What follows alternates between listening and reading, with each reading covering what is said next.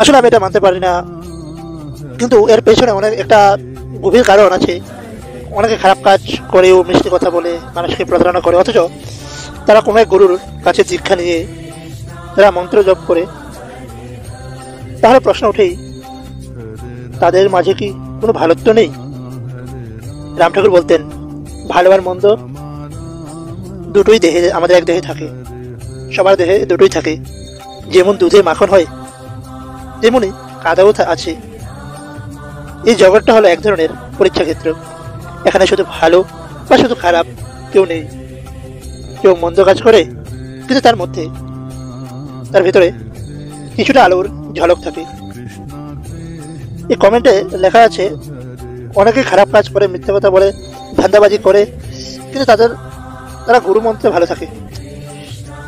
রাম ঠাকুর নিজেই বলতেন, মানুষের চরিত্রকে একবারে দেখে বিচার করো না, সেও একদিন আলোর পথ দেখবে।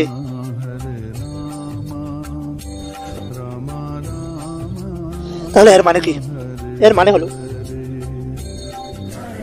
কিছু মানুষ এখন পথভ্রষ্ট আছে, তারা একদিন সঠিক পথে ফিরবে, গুরুমন্ত্রের শক্তি থাকে, কিন্তু সেটা ফল দেয় সময় মতো। রাম ঠাকুর বলতেন, জল যতই দূষিত হোক না কেন, তাতে যদি গঙ্গার জল মিশে যায়, সেটা একদিন পবিত্র হবেই।